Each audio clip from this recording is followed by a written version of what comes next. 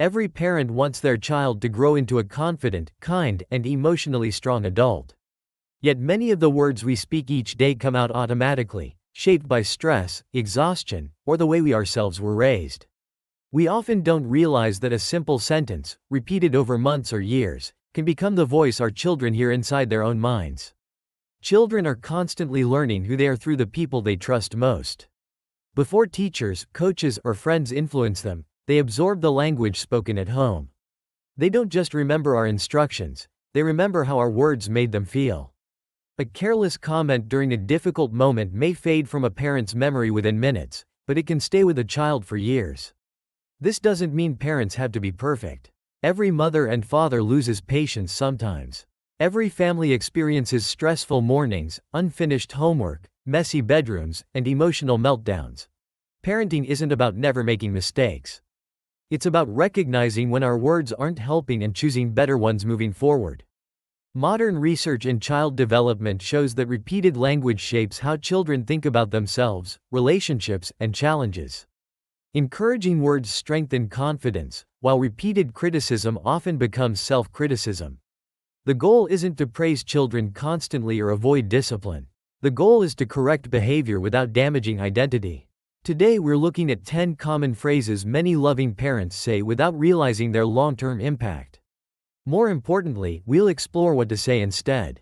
These simple changes can strengthen communication, build trust, and help your child develop resilience that lasts far beyond childhood. Let's begin with a phrase that sounds harmless but quietly teaches children something we never intended. 10. Stop crying. Few words are spoken more often in stressful parenting moments than, "Stop crying." A child falls down, loses a toy, argues with a sibling, or becomes overwhelmed. Instinctively, many adults respond with those two words. Usually the intention is good. Parents want the child to calm down, feel better, or become stronger.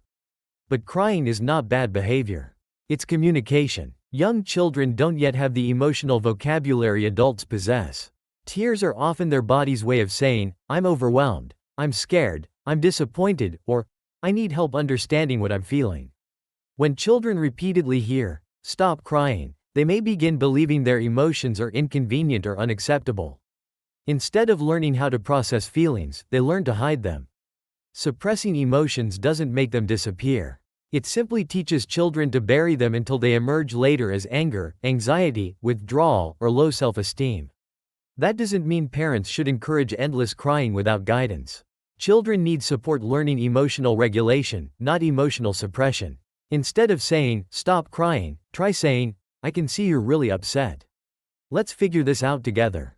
9. You're so lazy. Imagine hearing the same label over and over during childhood. "You're lazy." Eventually, a child stops hearing it as feedback about one moment. They begin hearing it as a description of who they are. Labels are powerful because children build their identities from repeated messages. When adults constantly describe a child as lazy, stubborn, difficult, or irresponsible, those words slowly become part of the child's self-image. The reality is that what looks like laziness often has many different causes. Perhaps the task feels overwhelming. Maybe the child is tired after school. Maybe they don't understand what to do. Maybe they're discouraged because they failed before. Or perhaps they're simply distracted, which is completely normal for developing brains. Instead of assuming poor character, become curious about the reason behind the behavior. A much healthier response might be, "I noticed you haven't started your homework yet. What's making it difficult today?" 8. Why can't you be more like your brother or sister? Comparison is one of the fastest ways to discourage a child, even when the intention is to motivate them. Parents often compare siblings because they hope one child will learn from the other. They may think they are pointing toward a positive example, but children rarely hear it that way. Instead, they hear a message that says, "Who I am isn't enough." Every child has a unique personality, pace, and set of strengths. One may love reading while another enjoys building things with their hands. One may be outgoing and confident, while another is thoughtful and reserved. These differences are not flaws to be corrected. They are qualities to be understood and nurtured. When children are constantly compared, they begin measuring their worth against someone else instead of discovering their own abilities. Over time, comparison can create jealousy between siblings, resentment toward parents, and a fear of never being good enough. Even the child who is praised in comparisons can feel pressure. They may become afraid of making mistakes because they believe they must always live up to the role of being the good one. Rather than comparing children, focus on each child's individual growth. Instead of saying, "Why can't you be more like your sister?" As children become more secure in who they are, they also become more willing to listen to guidance. That makes the next phrase especially important. 7. Because I said so. Every parent has moments when patience runs out.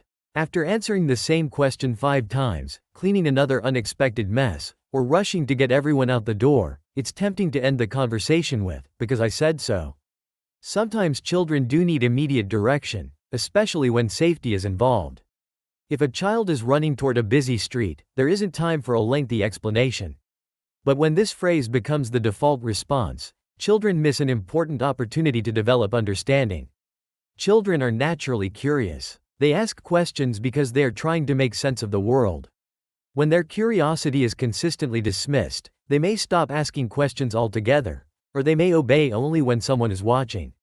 Real character grows from understanding why something matters, not simply following orders. For example, instead of saying, "Because I said so," you might say, "We hold hands in the parking lot because cars may not see us." Eventually, discipline becomes something they practice from within rather than something forced from outside. That internal motivation is far more powerful than fear. As children begin understanding the reasons behind family rules, they also need to know that their emotions are taken seriously. Unfortunately, one common phrase often sends the opposite message. 6. You're fine. Imagine falling down, feeling embarrassed, or becoming frightened by something new. Now imagine the first response you hear is, "You're fine." Many parents say this because they want to comfort their child quickly. They hope that by minimizing the situation, the child will move on faster. But children don't experience comfort when their feelings are denied. If a child says they're scared, disappointed, or hurt, and repeatedly hears, "You're fine," they may begin doubting their own emotions. Instead of learning to trust what they feel, they start wondering whether their feelings matter at all. Validation doesn't mean agreeing with every reaction. It simply means acknowledging that the child's emotional experience is real. A healthier response might be, "That looked scary. Are you okay?" Or, children who experience emotional security are generally more willing to talk to their parents during the teenage years as well. They learn from an early age that home is a place where difficult feelings can be shared instead of hidden. 5. You're always in trouble. Words like always and never may seem harmless in the middle of a frustrating moment, but children often take them literally. When a parent says, "You're always in trouble," the child may stop seeing the behavior as the problem and begin believing that they are the problem. No child misbehaves every minute of every day. Yet when we use absolute language, we unintentionally erase all the moments when they were kind, helpful, or responsible. Over time, this creates a powerful identity. Instead of thinking, "I made a bad choice," the child begins thinking, "I'm a bad kid." Once that belief takes hold, something unfortunate can happen. Children often live up to the labels they hear most. If they believe everyone expects them to cause problems, they may stop trying to prove otherwise. Good behavior feels unnoticed, while mistakes seem to confirm what they've already been told. A more effective approach is to separate the child from the behavior. Instead of saying, "You're always in trouble," try saying, "That choice wasn't respectful. Let's talk about what you could do differently next time." 4. You never listen. Few parenting frustrations are as common as feeling unheard. You've reminded your child to brush their teeth 3 times. You've asked them to put away their shoes. You've repeated the same instruction until you're exhausted. Finally, the words come out, "You never listen." While understandable, this phrase rarely produces better listening. In fact, it often has the opposite effect. Children hear the word never as another label. Rather than focusing on the specific moment, they hear a sweeping judgment about who they are. Many children immediately become defensive. That's not true. The conversation shifts away from solving the problem and toward arguing about the accusation. Instead, describe exactly what you need.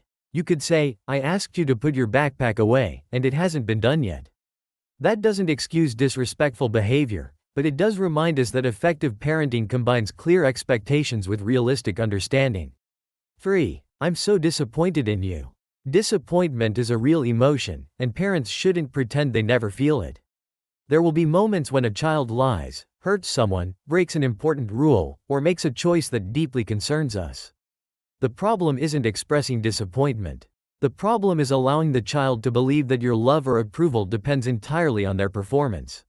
When children hear, "I'm so disappointed in you," without reassurance or guidance, many interpret it as, "I've disappointed the person who loves me most."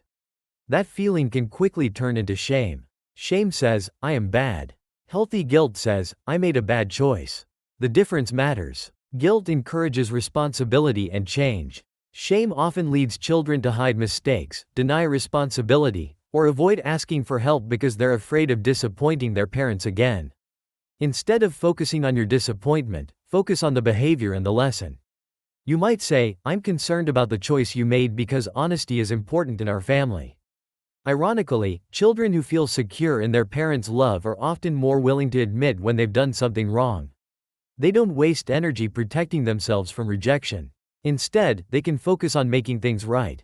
That honesty becomes the foundation of trust, a quality every parent hopes to build. We've covered phrases that dismiss emotions, create unhealthy comparisons, encourage labels, and unintentionally produce shame.